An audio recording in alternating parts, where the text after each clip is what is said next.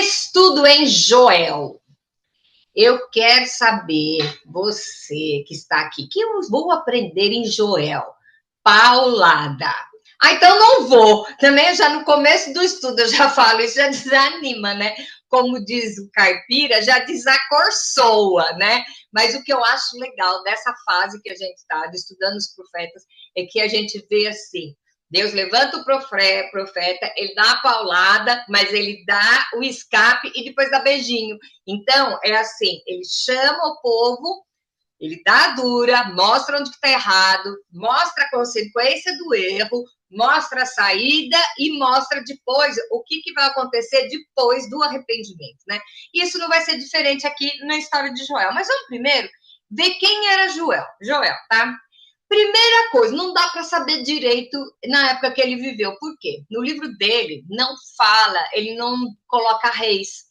Então, ele não fala quem eram os reis. E naquela época, o povo era as datas eram contadas de acordo com o reinado ou com os juízes do povo, né? Então, você sabia mais ou menos a época. Com Joel, não acredita, não dá mais ou menos isso. Se deduz que tenha sido mais ou menos no 400 antes de Cristo, mas é assim, vou explicar da onde que se tira essa conjectura, tá?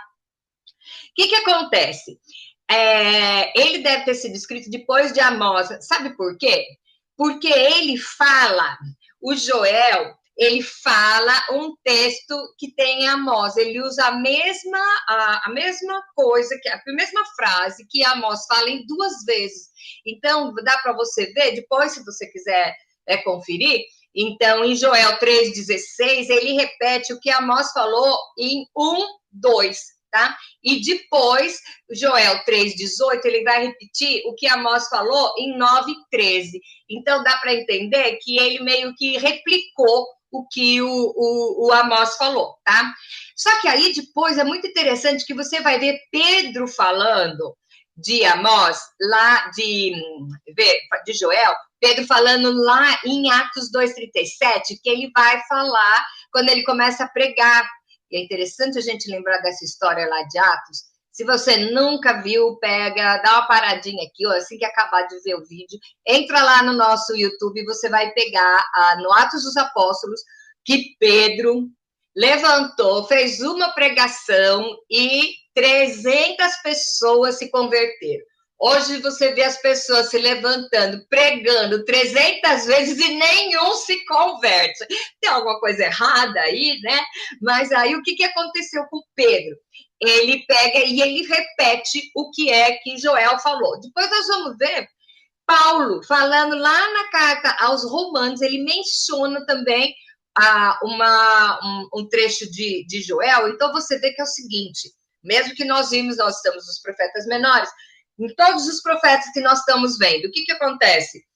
A profecia, às vezes, é para aquele momento, mas ela pode ser adaptada em várias épocas. Por quê? O mundo é cíclico, o ser humano é cíclico e Deus não muda. Então, a gente se compara com o quê? Aconteceu isso naquela época porque o povo agia assim, dessa forma. Então, se você mudar o seu comportamento, Deus vai agir da mesma forma, entendeu? Então, é por isso que nós estudamos a Bíblia. Por isso que a Bíblia foi preservada, por isso que nós temos acesso aos escritos, porque você pega o bonde, senta na janelinha e pega a viagem, vai vendo, porque aconteceu com eles, pode acontecer com você. A terra não muda, o ser humano não muda, Deus não muda e o diabo também não. Então, dá para você se adaptar tranquilamente, tá? Então, o que vai acontecer aqui? Nós vamos ouvir coisas aqui que nós vamos identificar, que ouvimos no passado, Joel falou, depois nós vamos identificar no passado, na Bíblia mesmo, onde aconteceu o que ele falou, e nós vamos ver agora acontecendo, tá? Então, fique esperto, abra os ouvidinhos e os olhinhos e vamos ver o que está acontecendo, tá bom? Então, vamos lá. Joel, ele vai começar... Ele começa falando da praga dos gafanhotos. Então, ele coloca a praga dos gafanhotos como juízo de Deus sobre o povo. Por quê? Naquela época, não tinha indústria têxtil, não tinha indústria metalúrgica, era tudo pecuária e agronomia. Só era plantar para comer e criar os bichinhos para comer, gente. Era isso. Então, quando tinha uma praga de gafanhotos, acabava tudo. Então, aqui ele está falando que o juízo de Deus sobre o povo é a praga dos gafanhotos, que era o que acontecia naquela época. Então, aí o que ele fala? A praga dos gafanhotos veio como o juízo de Deus. Depois ele vai falar que Deus disse, se o povo se arrepender, ele vai restaurar a nação, e aí ele entra com o dia do Senhor. O dia do Senhor, ele fala muitas vezes no livro dele, gente, é um livro curto, 3 capítulos, e ele vai falar o quê? Que o juízo é onde ele vai ter o julgamento, e aí depois ele fala que o Espírito Santo vai ser derramado sobre o povo. É isso aí que é a introdução para o livro de Joel. Então, agora que já somos amigas de infância do Joel, então vamos embora, vamos lá. A nossa primeira pergunta está lá no Joel 1, de 1 a 3. A pergunta diz o seguinte: as palavras desse livro são direcionadas a quem? Vamos lá, vamos ver. Eu estou usando a Bíblia na linguagem de hoje para ser mais fácil para a gente compreender. Então, vamos lá. Preste atenção, velhos. Escute, povo de Judá. Ô, louco, mas ele só quer falar com o velho. Pô, por que ele está dizendo aqui o velho? São as pessoas sábias, tá? Ele está se referindo aos velhos como as pessoas cultas, as pessoas sábias. Então, vamos lá. Já aconteceu alguma coisa tão terrível como esta em nossos dias ou no tempo dos nossos antepassados? Digam aos seus filhos o que aconteceu, que eles contem aos seus filhos e que esses falem sobre isso a geração seguinte. Então, ele está querendo, tudo que ele vai falar aqui é para quem? Para quem já passou por toda essa situação. Então, ele está falando, velhos, falem para os seus filhos, e seus filhos perguntem para os filhos dos filhos. Então, é para determinar a geração aqui, tá? E agora, isso eu quero fazer uma pergunta para vocês. Você não precisa responder para mim, mas vai respondendo aí na sua cabecinha, tá? Se pergunta 2 é como você entende esse texto. O versículo 4 diz o seguinte: vieram nuvens e mais nuvens de gafanhotos e comeram todas as plantações. Os primeiros gafanhotos deixaram foi devorado pelos que vieram depois. O que quer dizer isso? Quer dizer o quê? Vieram numa plantação, veio a nuvem de gafanhotos, eles comeram e o resto, nem o resto sobrou, porque veio a segunda revoada de gafanhotos e comeu o resto. Isso quer dizer o quê? Não sobrou nada. Então, uma nuvem de gafanhotos, aonde mais você ouviu falar em nuvem de gafanhotos que destrói tudo? Vamos lá para o Egito, as pragas do Egito, não teve lá? Em que comeu tudo? Então, Deus não muda a maneira de agir. Vamos lá. Pergunta 3. Qual o significado da plantação e dos gafanhotos? Vamos ver, versículos 5 a 7. Acordem, beberrões, acordem e chorem, vocês que gostam de vinho, pois as uvas foram destruídas e haverá vinho novo para beber. Vieram os gafanhotos como um exército enorme e poderoso, invadiram meu país. Os seus dentes eram como os de leão e afiados como dentes de uma leoa. Destruíram as nossas parreiras, acabaram com as nossas figueiras, arrancaram as cascas das árvores e deixaram os galhos completamente brancos. Aqui ele continua falando dos gafanhotos. Por que ele fala aqui do vinho? Ai, mas então quer dizer que ele não pode tomar vinho? Não, gente. Então quer dizer, não pode tomar vinho, não pode comer o cereal e não pode comer uva. Não é disso que ele está falando. Está falando a pessoas que ficam sentadas, só observando enquanto os gafanhotos estão comendo a plantação, ok? Então ele diz, se você ficar sentado, só enchendo a cara, você vai, os gafanhotos vão acabar com tudo que tem, ok? Vamos lá.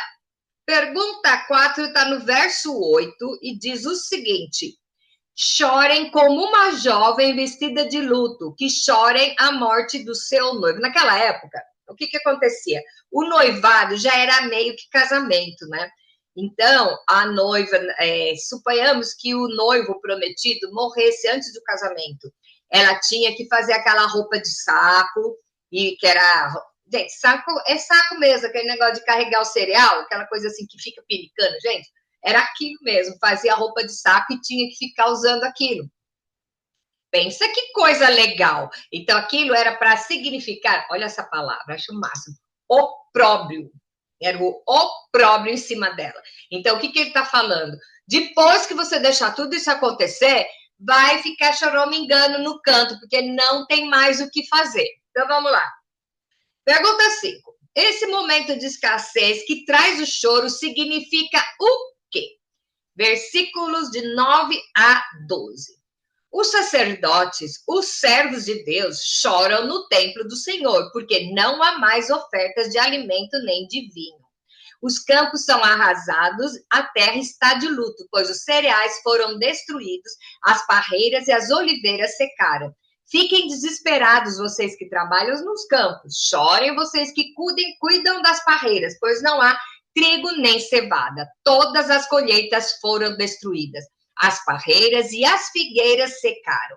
Estas secas são as romanzeiras, e as palmeiras, a macieira e todas as outras árvores frutíferas. O povo todo está triste. Isso aqui quer dizer o quê? A consequência do ataque dos gafanhotos, que foi originado por quê? Deus. Deus mandou os gafanhotos arrasar com uma nação. Eu quero só que a gente grave isso.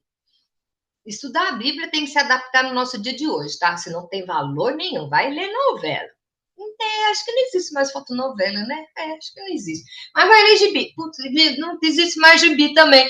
Bom, vai assistir, vale tudo. Então, o que acontece aqui? Se você estudar a Bíblia e não puder adaptar na sua vida, então você só teve uma distração. Aqui, esse livro é um livro profético que foi preservado até hoje. Nós estamos estudando ele hoje para quê? Para eu adaptar na minha vida hoje.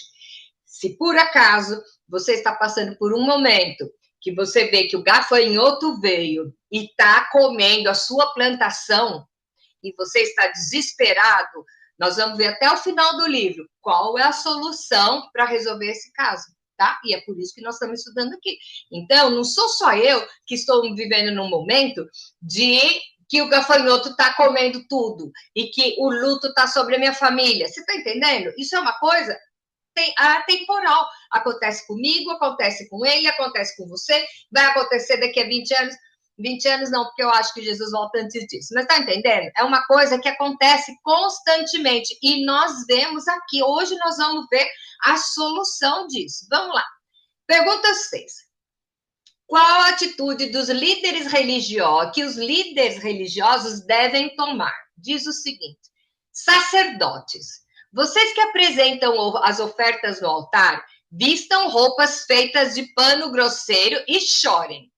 Servos do meu Deus, venham ao pátio do templo e chorem a noite inteira, pois na casa do nosso Deus não há mais ofertas de alimento nem de vinho. Convoquem uma reunião no templo e anunciem o dia de jejum. Reúnam-se as autoridades e todo o povo de Judá no templo do Senhor, nosso Deus, e orem a ele pedindo socorro. Isso aqui está falando para a liderança da igreja. A liderança da igreja, a liderança do lar, é o seguinte: toma uma atitude. Para de fazer de conta que está tudo bem. Muitas vezes, porque você está passando por um problema e você sabe que a vizinha do lado está com um problema, você sabe que tem várias famílias passando por um problema, várias igrejas passando, então você se acomoda. Então, aqui como igreja, o que ele está falando? Sacudindo a liderança. Vamos botar um ponto final nisso aqui? Então, não se acomode com a opressão, não se acomode com o castigo, não se acomode com essa situação achando que está tudo certo. Ainda mais, nessa época, Jesus não tinha vindo ainda.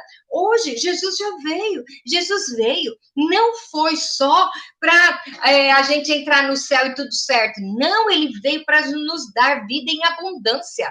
Então, essa história de que, eu tenho que sofrer aqui mesmo, porque a vida eterna, só lá na glória que vai ser bom. Mentira, se você quer ter uma vida horrível aqui, o problema é seu. Eu Prefiro ter Jesus na minha vida para que eu tenha vida e tenha vida em abundância. É a vida daqui. E vida em abundância não é carteira cheia de dinheiro, não. É poder deitar a cabeça e saber que o Senhor está cuidando do meu dia de amanhã.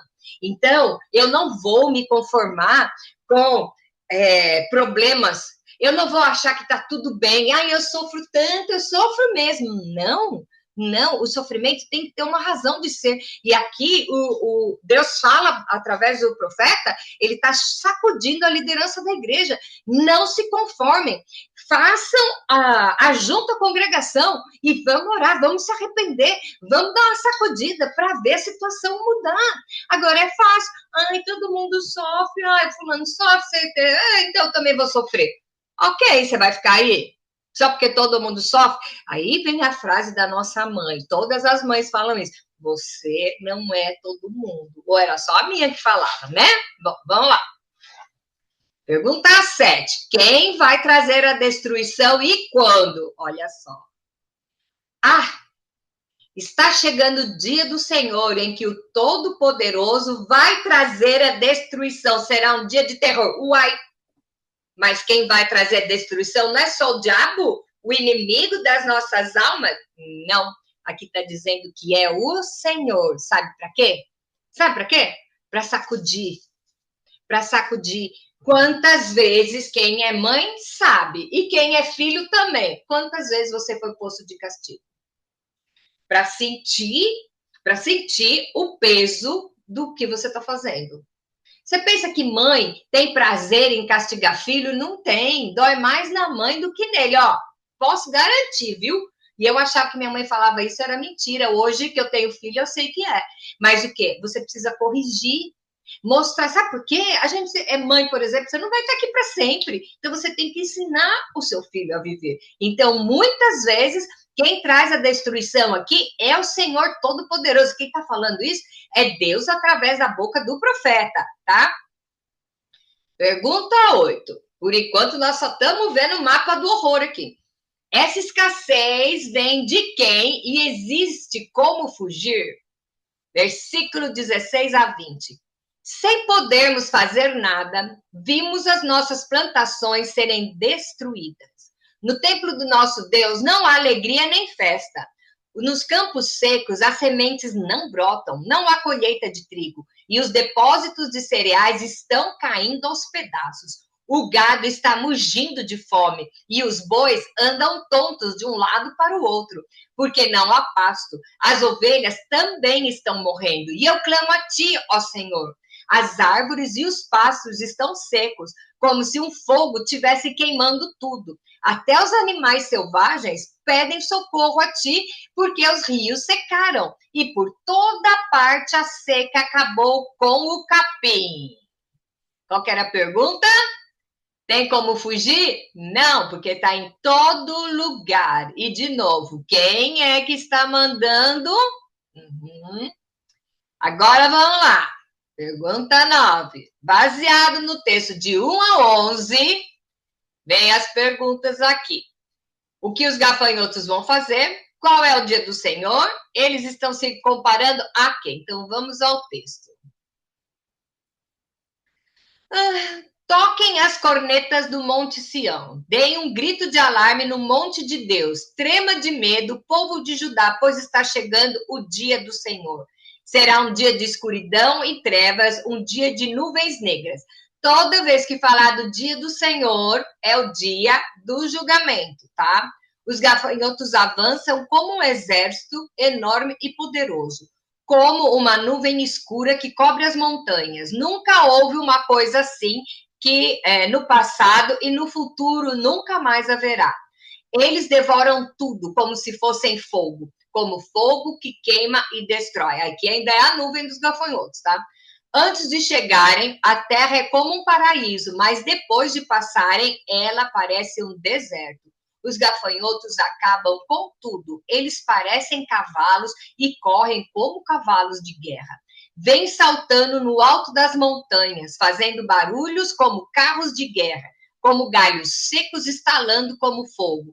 São como um enorme exército posto em ordem de combate. Eles vão avançando e todo mundo treme.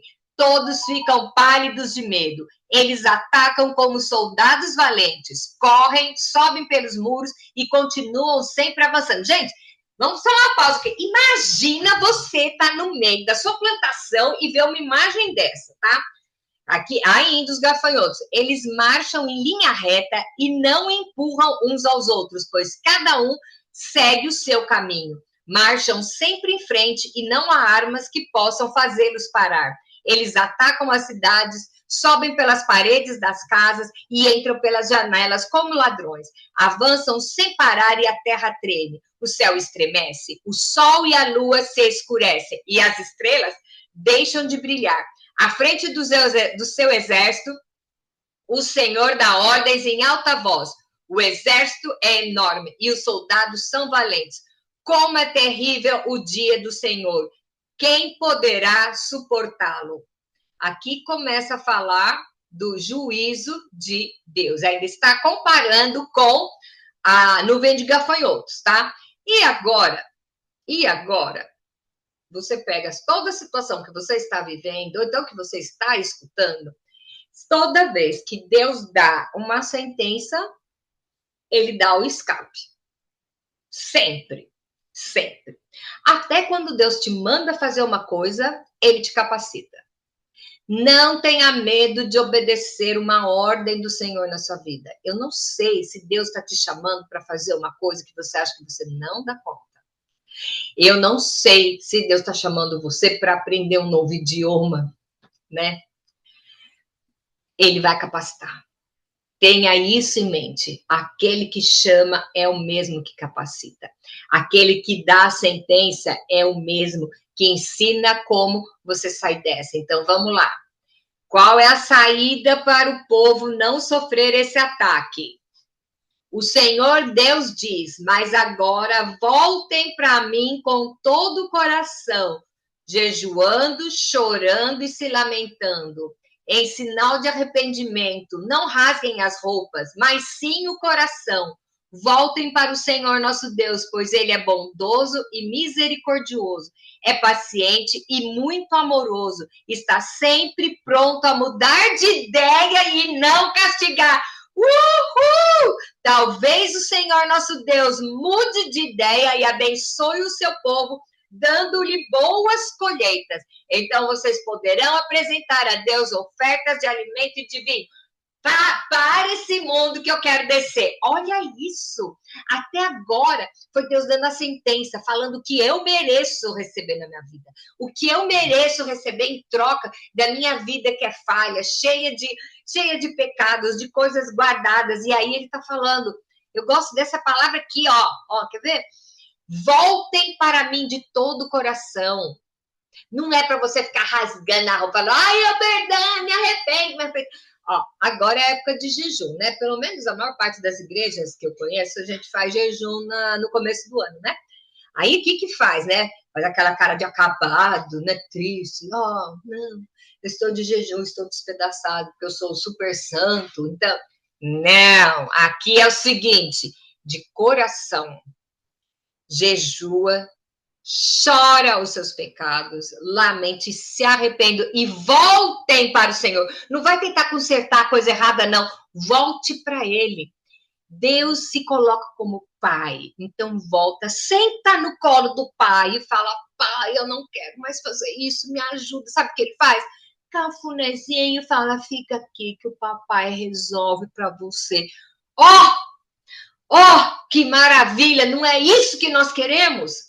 Veja você, e aí ele está falando que ele é bondoso, ele vai restituir. Se alguma coisa foi tirada de você se arrependendo e voltando para ele, nem é você que tem que consertar, é ele que vai fazer. Ele só quer o seu coração de volta. De volta. Eu sempre digo que hoje pode ser o primeiro dia do resto da sua vida. É hora de você parar, Senhor, a minha vida está assim, eu não sei quando começou, mas eu quero botar um fim. E se achega ao Senhor, volta o seu coração, senta no colo do Pai, realmente arrependido, entrega o teu caminho ao Senhor, confia nele e tudo ele vai fazer. Vamos lá. Isso aí está lá no Novo Testamento, tá? Agora nós vamos ver a parte do Novo Testamento se cumprindo. Vamos lá. A demonstração de arrependimento é apenas individual ou se estende a toda a congregação e por quê?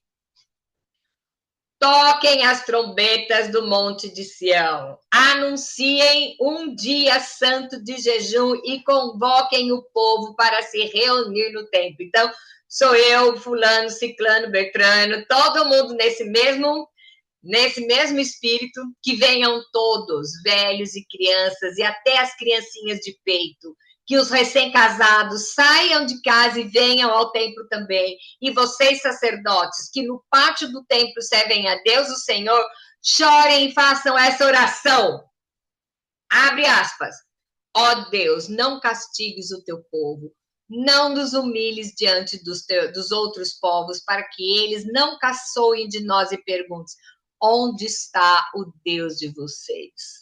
Aqui você está pedindo, Senhor, não me castigue, porque eu me arrependo do que eu fiz. Isso não é fácil, mas tem uma pegadinha aí. É fácil você falar, mas será que você está disposto? Aí a gente vai entrar na história do pecadinho de estimação, né? Não, então, aqui, Deus, ó, essa área aqui, não, porque eu sou apaixonado pelo Joãozinho e eu quero o Joãozinho, mas o Joãozinho é casado com a Ritinha. Então, o senhor tem que tirar o Joãozinho da Ritinha e dar para mim. Isso é um exemplo bem ridículo para você entender o que eu estou falando, tá? Vamos lá. Como essa atitude do povo surtiu efeito? Então, o povo se ajuntou, foi todo mundo lá no pátio do templo e pediu que o Senhor que perdoe. Então, o Senhor mostrou o seu grande amor para com a sua terra e teve pena do seu povo. Ele respondeu, quando o povo realmente se arrepende e chega no colo do Pai, o que ele responde? Agora eu vou lhe dar cereais, vinho e azeite. Assim vocês comerão e ficarão satisfeitos. Nunca mais deixarei que os outros povos caçoem de vocês. Quantas vezes nós passamos por situações em que as pessoas zombam da nossa fé? Nessa, diz que é tão religiosa e olha o que está acontecendo na sua vida. Sabe quem que é isso? Quem zoa da nossa fé? São os escarnecedores. Está lá, Salmo 1. Bem-aventurado aquele que não se assenta na roda dos escarnecedores. É aquele que zombam da nossa fé. Então, essas pessoas estão em volta. Eu vou falar uma coisa para vocês. O diabo não derruba ninguém. Nós já estudamos aqui que o diabo não lê pensamento. Isso já é muito legal. E ele não derruba ninguém. Mas ele é como o leão que fica rodando em volta, esperando alguém cair. Porque se cair, ele pega, tá? Então, eu tenho um pensamento comigo assim, hoje, não.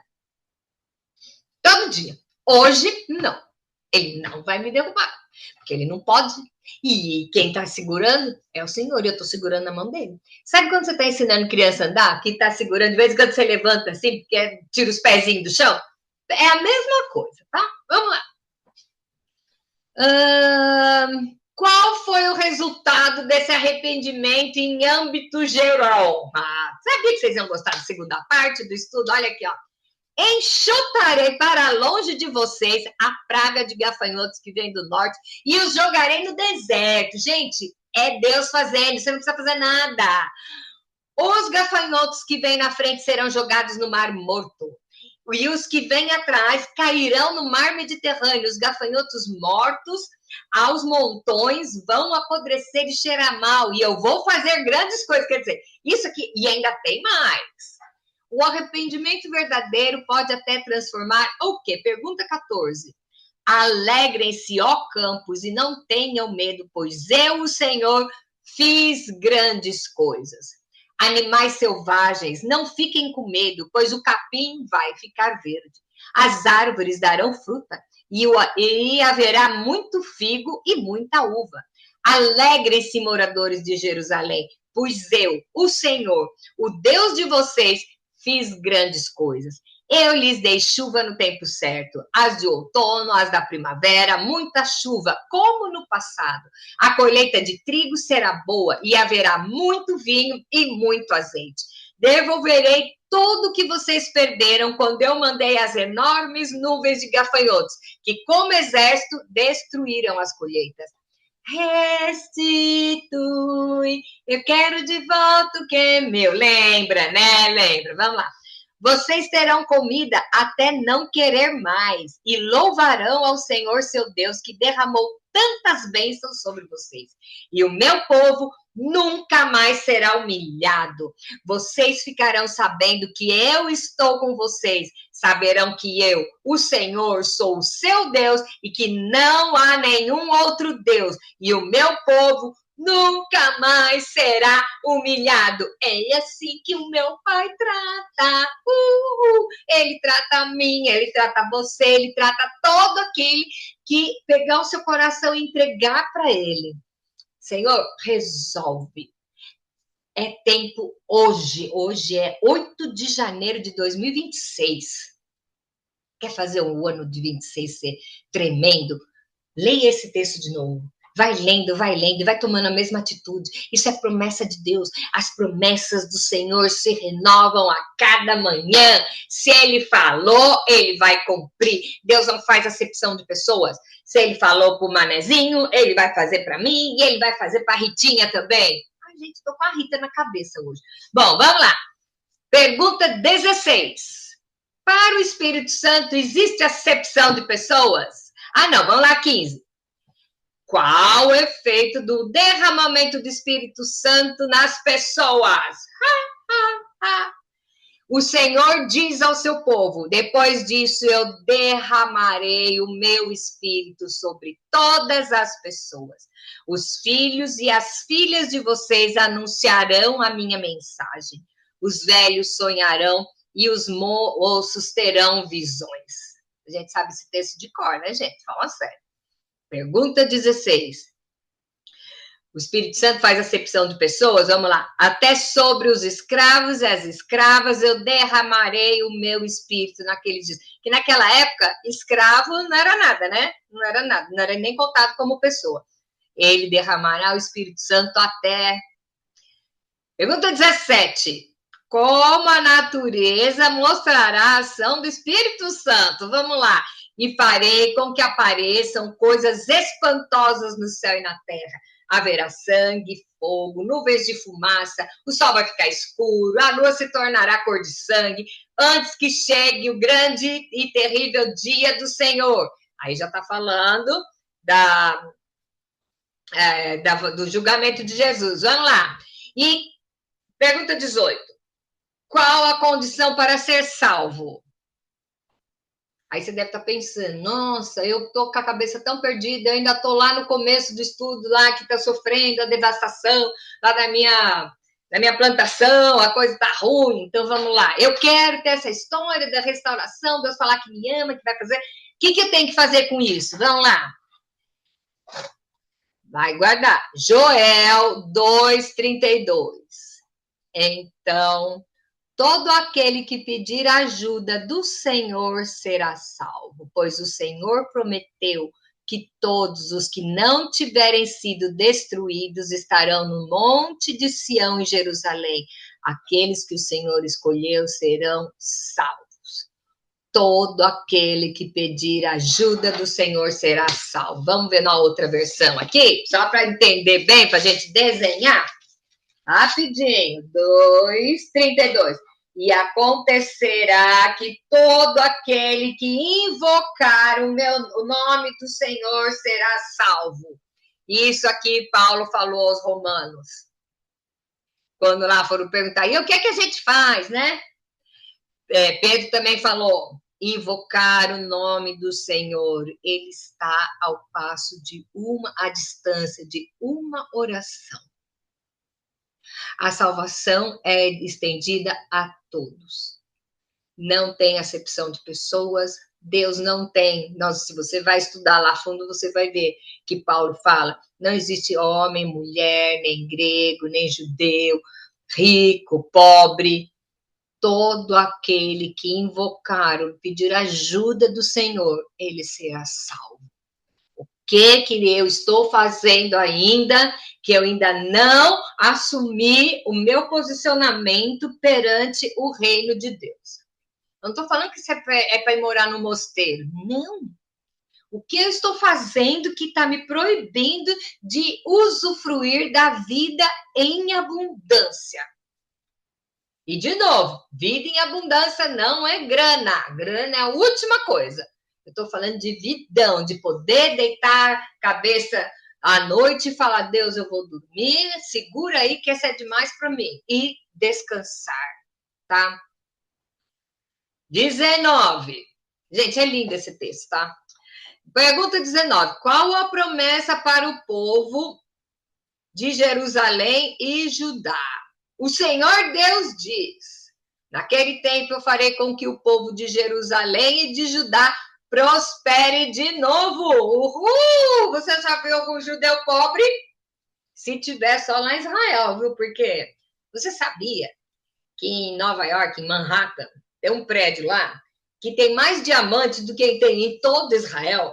Você já viu algum judeu pobre? Gente, quando Deus promete, ele promete. Se ele prometeu para o povo, e ele está cumprindo, ele prometeu isso lá para Abraão, tá?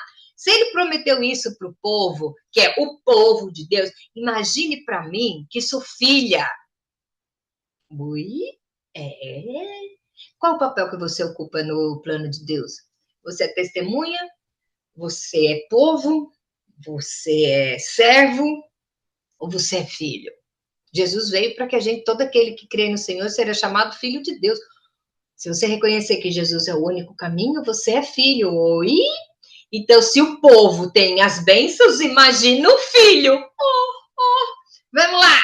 Gente, grandes notícias para começar o ano, hein? Vamos lá. Pergunta 20. Qual a razão de vir o juízo sobre alguns povos? Agora você já está mais animado com a injeção de ânimo. Então, vamos à segunda parte de quem não aceitar isso aqui. Vamos lá. Então, julgarei os povos de todos os países e os levarei para o vale de Josafá e ali os julgarei. E eu farei isso por causa das maldades que praticaram contra o povo de Israel. Isso aí é lá no final, tá? O meu povo escolhido. Espalharam os israelitas por vários países e dividiram entre si o meu país. Tiraram a sorte para ver quem ficava com os prisioneiros do meu povo. Venderam meninos e meninas como escravo e gastaram dinheiro com prostitutas e com vinho. Não preciso nem falar do holocausto, tá? Ou precisa? Todo mundo está sabendo o que aconteceu? Ok. Pergunta 21.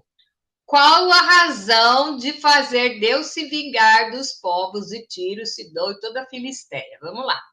Povos de Tiro, Sidom e Filisteia. O que é que vocês querem de mim? Porque esses povos eram os povos que oprimiam o povo de Israel, tá? Estão querendo se vingar? Se é isso que querem, então eu também estou pronto para me vingar de vocês. Pois vocês roubaram a minha prata, o meu ouro e puseram toda essa riqueza nos seus templos. Vocês levaram o povo de Judá e os moradores de Jerusalém para longe das suas terras e os venderam como escravos aos gregos, tá? Aqui ele está falando como ele vai agir com o povo.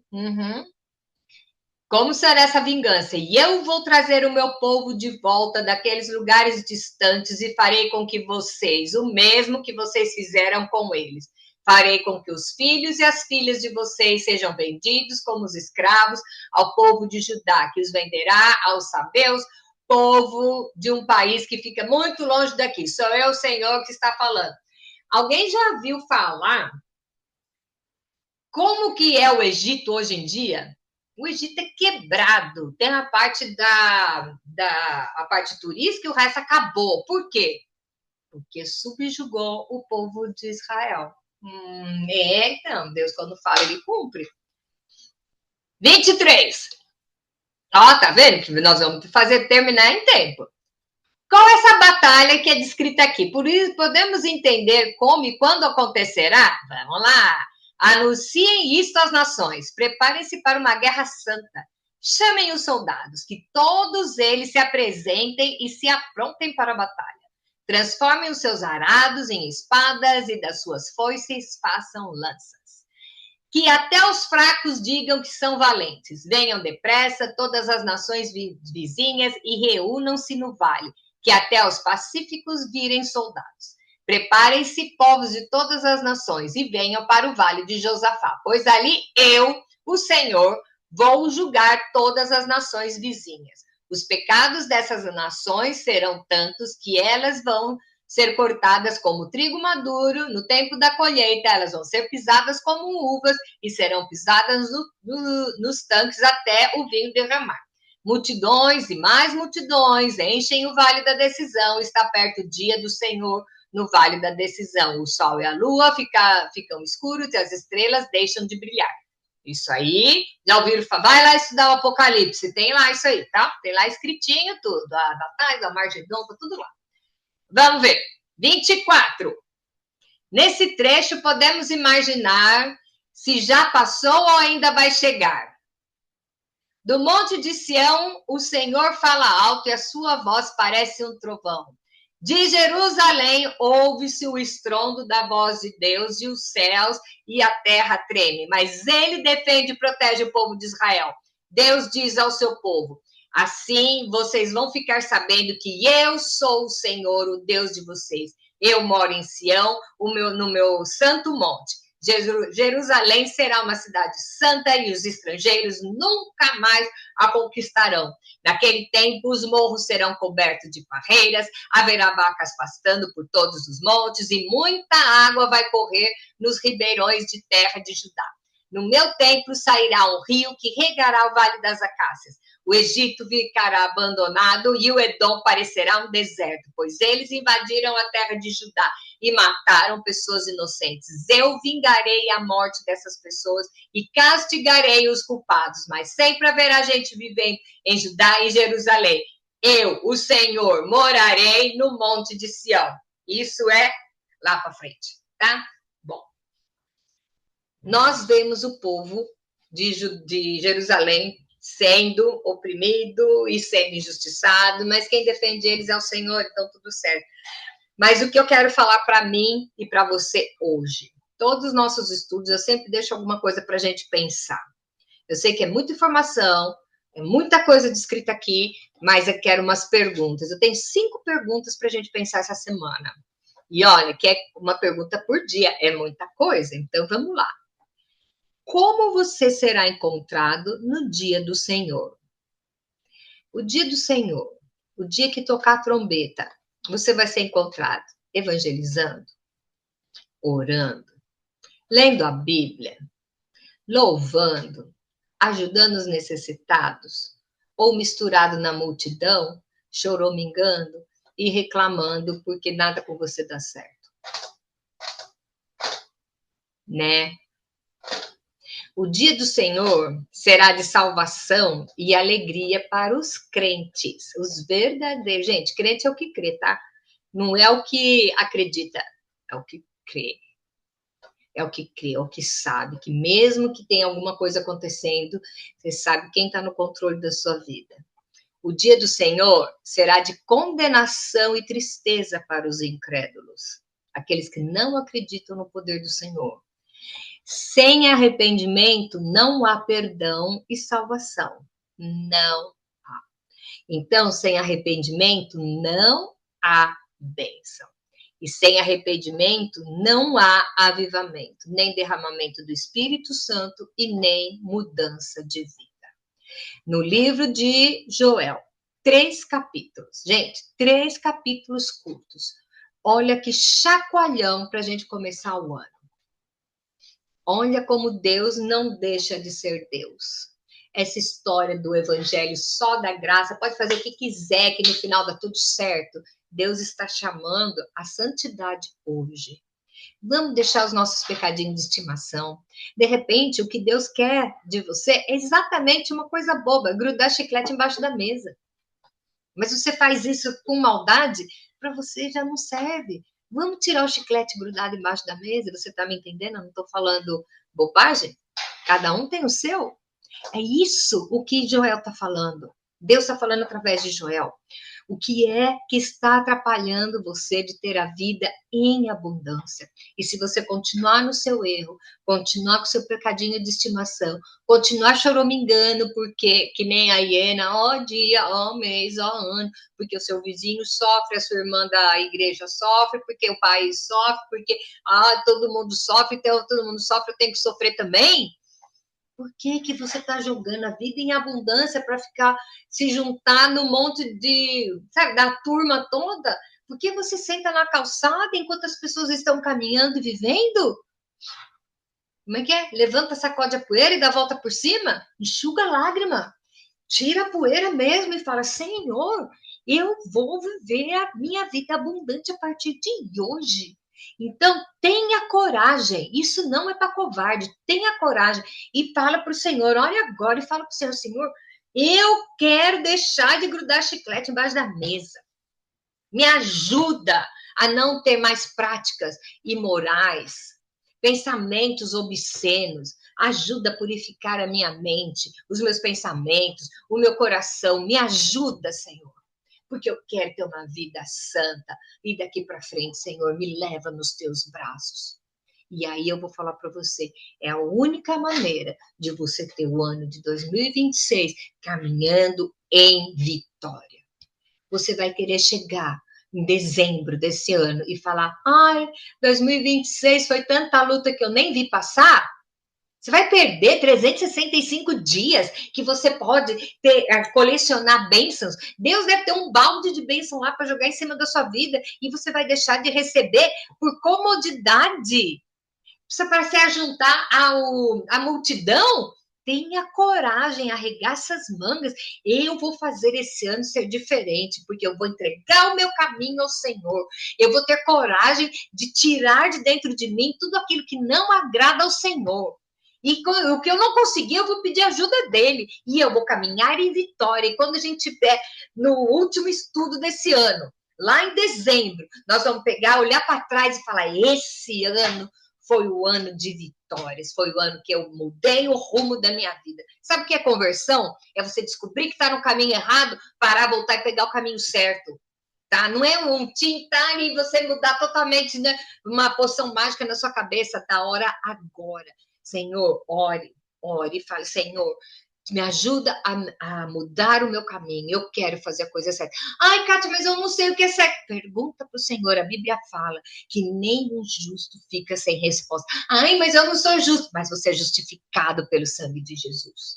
Não abra mão desse poder, dessas bênçãos que Deus tem guardado para você, do sangue de Jesus que te livra de todo pecado e te purifica. Usa agora, usa nesse ano, nesse mês, esse mês de janeiro, usa todo o que você pode, o que Deus deu para você, o que Jesus te ofereceu, o Espírito Santo que habita em você, use tudo aquilo que está ao seu alcance para caminhar em vitória. E eu vou dizer, se você começar a caminhar em vitória, até o meio do ano você já está levando um monte de gente atrás de você.